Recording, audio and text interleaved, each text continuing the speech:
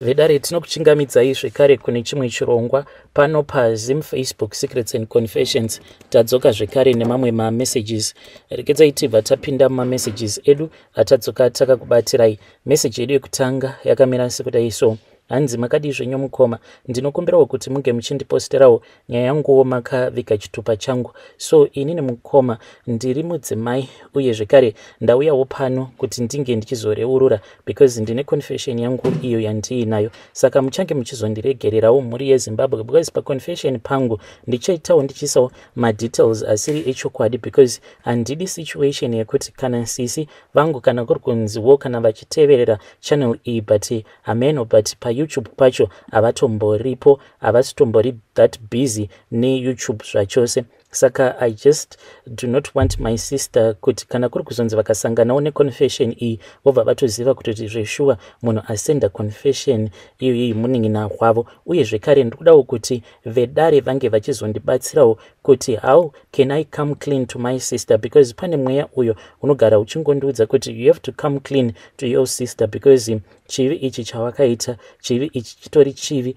chekutongouraya munhu. So mukoma ndokusaka ndauyawo pano, handina kana peace. I do not have any peace at all in my life. Like last month I can say kuti that was even worse. Since my sister's child passed away, I have been managing all along because what I used to do is that per week ndaikwanisawo at least kutorarawo maybe the whole week, then expect for one day ndipo pandaizoshaya hope zvekuti ndinenge ndakangogara kudai ndisingakwanise kubatwa nehope ende ndaitozama zvose kuti ndinge ndichimbonwa maapetito but still ndaitoti kana ndikanwa maapetito zvaibva zvatoita worse. Like at night kwandiri maapetito kana ndikamanwa usiku ndinotoita sekunge munhu anenge atonwa Dragon energy drink. So panguva yacho iyoyo mukoma, like last month I can say kuti it was far much better but yay this month mwedzi uno waAugust kandi mukoma ndatambudzika like iko zvinozvi patova ne5 days since the month of August has started but pamazuva 5 from 1 August up until now ndichikutumidziraiwo confession yangu. I have only slept one night, meaning kuti I have not slept for the past 4 days and inini there is no sleeping for me. Lucky enough hangu murume wangu haadi kuti ndinge ndichienda kubasa, he can afford a good lifestyle. So mukoma nashi nemurume wangu together muno muSouth Africa.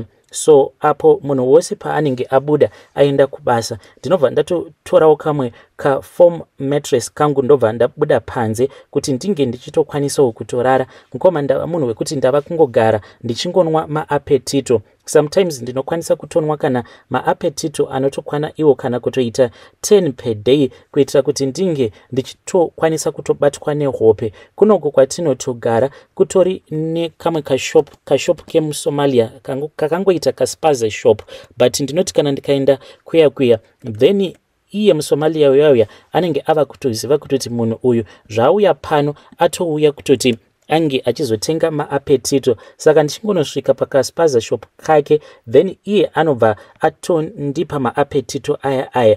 I'm like his regular customer. Pandakatanga kutenga maapetito pachispaza apa ndainyatsokuona kuti aikwanisa kundipa maapetito ekuti anenge agarisa mushop imomo akazara dust but now ndinotoona kutoti anotondipa maapetito anenge achitorakidza kuti anenge akatobva mukumahodha. So I am like his regular customer.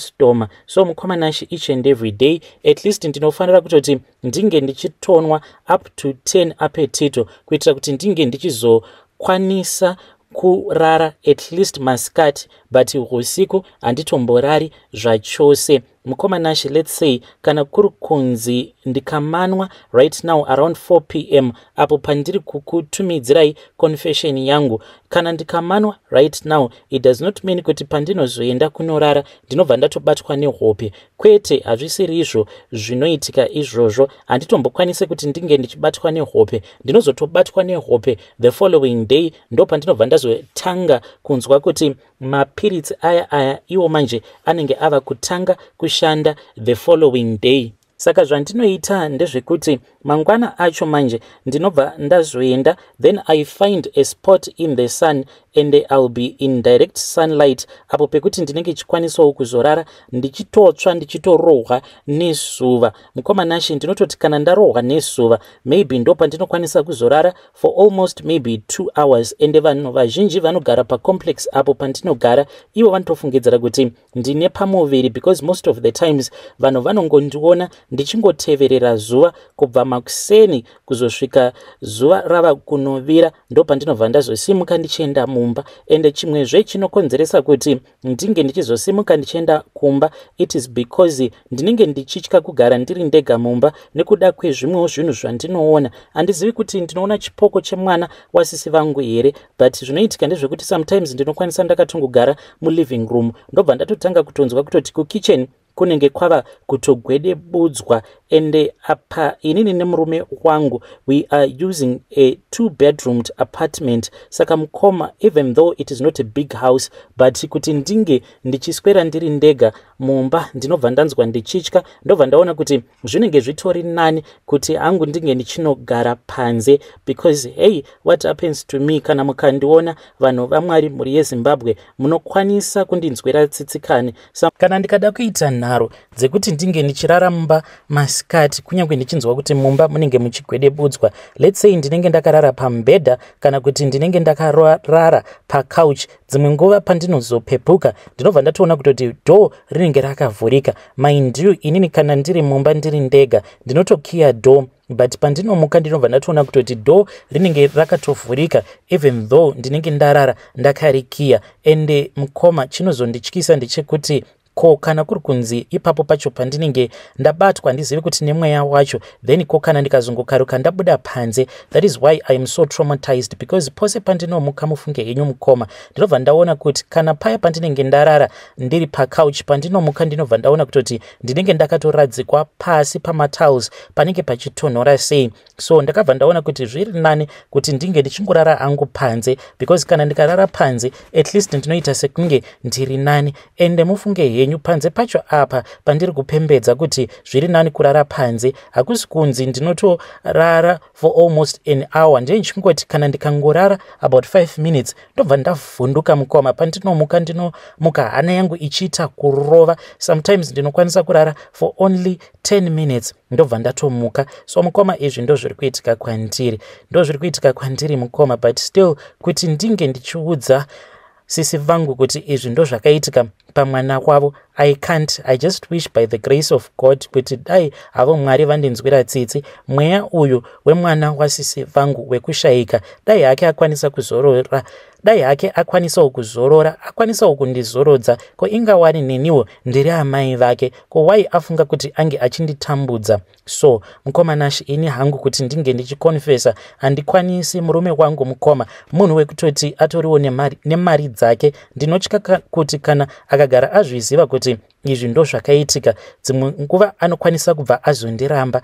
I cannot go and confess. I am suffering in silence. When me and my husband apo when we go to bed ndinotoita zvekutomumanikidza kuti ange achirara nene. Iye murume wangu mukoma each and every day anobva kubasa anenge akaneta, because basa rake raanoshanda he has to use his mind a lot. Saka you will be tired physically, you will be okay, but anenge achiti pfungwa dzangu mukadzi wangu dzakaneta, I want to rest. Saka zvandinobva ndazoita mukoma ndezvekuti ndinoti kana ndikaona kuti nguva dzemurume wangu dzekuti ange achidzoka kubva kubasa kana dzava kunokwana, then ndinobva ndatanga kuita mabasa angu very fast. Iyewo anongoti achingosvika pamba by 6 p.m. tinenge tatodya, then I drag him to the bedroom, and ndinobva ndazoti manje tava mubedroom tobva tati ngatione muno mu-TV mu-bedroom. So mukoma, tinoti tichiona TV kudaro ndinenge ndava kutomubata ndichimuromansa, kunyange akacomplaina sei he knows kuti I will never back down. And iye right now anogara achingocomplaina kuti mukadzi wangu,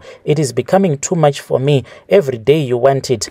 And inini unongozvisiva kuti ndinenge ndakaneta. Mukobusikunzi inini mukoma ndine zemo rekutoti ndinenge ndichida murume each and every day, but now iripo ndeyekuti pose apo pandinenge ndichirara nemurume wangu inhauye kuti inini ndinenge ndichida kuti sezvo achiuya kumba almost every day akaneta, ndinenge ndichida kumunetesa like last number riya rekuneta kuitira kuti iye paya kana akarara, let's say tikaita bonde kubva kuma7 kusvika kuma7:30 obva amborara, then ndinobva ndazomumutsa futi, ndobva ndatanga kumunetsa ndichimudza kuti ndikuda futi imwe round yechinumber 2, maybe kunenge kwava kuma8 saka ndinomumutsa paya kunyangwe akaramba kumuka. Zvandinongoita ndezvekuti ndinobva ndatongoenda hangu pamusoro pake, then tobva taita zvekare imwe round, tikaita bonde zvekare ndinobva ndaziva kuti munhu uyu anenge aneta zvekuti haangazombomuki usiku hwose. Saka inini mukoma ndinozoti paya kana ndasara ndiri ndega ndinobva ndatanga kuti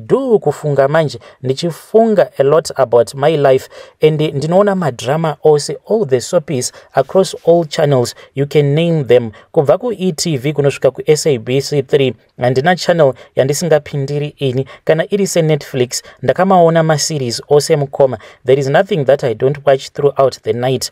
And mukoma nashi inini nemurume wangu pamba pedu apa pane fiber, saka kana iri se-YouTube aiwa hakuna channel yekuzimu yandisingatevereri, and ndinenge ndichiita kuteverera each and every episode inenge yaburwa, ndini ndinototanga kutoiona each and every time. So mukoma nashi inhauye kuti ndinenge ndakangosvinura, handikwanise kuti ndinge ndichirara, and ndinoti kana ndikazama kuti ndinge ndichivhara maso angu zvezve zvekuti ndinge ndichimanikidza kurara, but ndinobva ndatonzwa sekunge maybe ndinenge ndadirwa majecha mumaziso mangu, but ndinongoti kana ndikangovhura maziso angu ndinobva ndatoona kutoti ndinenge ndatova bore. The moment that I try mukoma, zvinoita sekunge kunenge kuine munhu anobva auya obva adira mavhu maziso mangu. People of God, I am suffering so much. Handichatombozivewo kuti when is this suffering going to end. Every day I pray, uye ndinogara ndichinamata kuti nai Mwari wangu, ko hamundinzwewo here, ko ingawani zvandatambudzika, ingawani zvandinotsanyawo ndichinamata ndichikumbirawo ruregerero. Why is it mandifuratira nai Mwari? Mukoma, I keep on suffering each and every day. So awa ndo mafiro awo akaita mwana wasisi vangu. So pane imwe nguva iyo yandakanzi nemurume ndinge ndichienda kumusha, so I drove back home. Ndakati ndadzokera kumusha, sisi vakabva vazoti ndaifanira kuti ndinge ndichidarika nekumusha because ivo sisi vangu vakavakira kumaruzeva, inini nemurume wangu takavakirawo mutown. Saka vakanditi ndinge ndichidarika ndichitora mwana wavo, then ndobva ndazomboenda, ndobva ndazombonogara naye kumba kwangu. So mukoma ndakabva ndazoti since it was already late, ndokubva ndazorara kumba kwasisi. Saka kwamanashi mwana uyu wasisi vangu aiva munhu uya wekuti aitobohwa nekuda kwemusikanzwa. Ipapo pacho pandakasvikako kwainge kutori neimwe nyaya yainge iriko. Then mangwana acho manje mwana uyu makuseni akabva azobuda akaenda kumagarden nevamwe. Zvino akati abuda aenda kumagarden apa nemusikanzwa yacho nezera rake, because iye ainge aine 4 years. Saka akati atevera vamwe, iye ndokubva azovhura garden revamwe amai, then mombe dzikabva dzazopinda mugarden muya dzikabva dzazodya miriwo yose. Saka ndakazotosiya ndatoripa chimwana ichi, ndakabva ndazochitora.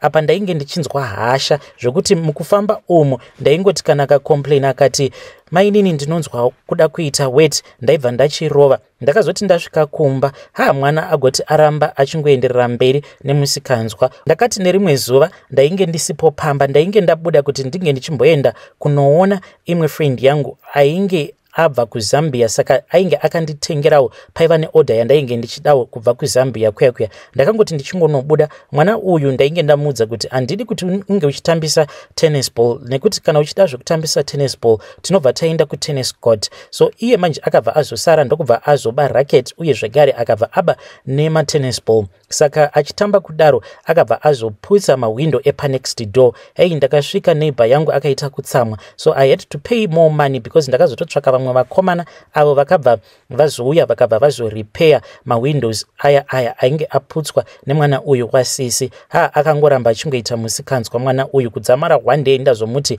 nhasi iwewe musikanzwa yako yose ndoda kuti ndinge ndichiipedza. Saka ndakabva ndazomutora ndikabva ndaenda naye mubathroom, ndokubva ndazomuti ange achigara mutabu. So akati agara mutabu muya ndainge ndichiti kana ndikachera mvura ndichiisa mubhaketi kusvika 20 lita razara, veti kana ndazadza mvura iyaya ndaibva ndazotanga kumudira mvura iyoyo, ndichimudira ndichingomudira chete. Ndo zvandainge ndichiita izvi mukoma. Kuzamara ndazoona kuti ko ingawani mwana zvaatofizuka, apa ndainge ndambomurova futi, ndaita zvokumurova ndichiita zvokumukika. So ipapo pandakaona kuti mwana uyu ava kutofizuka ka uyu, ndo pandakabva ndazomuburitsa mutabhu muya muya. Mukoma nachi mushure mekunge ndamuburitsa mutabhu muya, ndokubva ndabva ndazoenda naye kudining room. Ndine rimwe zihita rangu rakaita sehombe, so rekuti kana ukangoribatidza unobva watotanga kutonzwa kutoti ya hit inenge ichibva pariri zihita racho iroro, it will be too much zvekutoti haungambogari padhuze naro, unenge wava kutonzwa kutotsva. Saka ndakabva ndamuti ange achigara padhuze nezihita riya. Mukoma apa ndainge ndakabata bhandi remurume wangu, ndaiti kana akangoita sekunge anotsukunyuka ndobva ndamurova nekuya kune chisimbi ndichimuti gara chete pasi. Apa ainge asina kana chaainge akambopfeka, ndichimuti gara chete, gara ipapo. Mukoma nachi mwana uyu akabva azotanga kubvunda. Saka paakatanga kubvunda ndakabva ndatoseka, ndikabva ndatoti iwe wakamboona munhu anobvundiswa nehiti? Ini ndainge ndisingatozivi kutoti mwana uyu he was going into shock.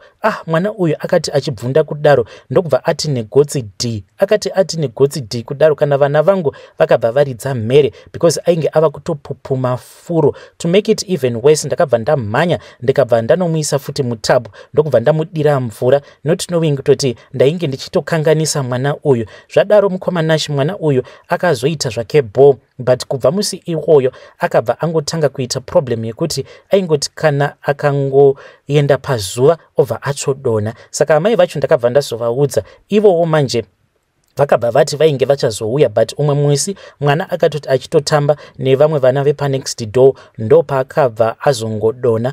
Then ndikabva ndatoya ndichitodanwa nemaneighbors angu, ndikabva ndatora mwana wasisi ndikabva ndaenda naye kuchipatara. Ndakati ndaenda naye kuchipatara mukoma, mwana ndokubva admitiwa. Sisiwo vakabva vazokwira vachibva kuSouth Africa ndokubva vauya kumusha, tose tainge tiine mwana kuchipatara. Then mwana akazoti arecover ndokubva tambodzoka kumba ndikabva tazombogara, but ndakabva ndazovaendesa sisi kwavo kumusha. Mwana ndikatoona sekunge ainge atova bo pose ipapo. I was just checking kuti is everything okay. Saka ivo sisi mukuzonofamba navo mumaprofita tainge tichitoudzwa ngano, but ndainge ndichitofara nekuda kwengano dzose idzo dzatainge tichiudzwa, because kumaprofita kwese kwatakaenda hakuna kana muprofita umwe zvake uyo akambonongedzera kwandiri, ende mukoma nashi ndakafara zvisingaiti. Then mushure mekunge ndanosiya sisi kumusha ndopa ndakabva ndazofonerwa zvichinzi mwana ainge arwara.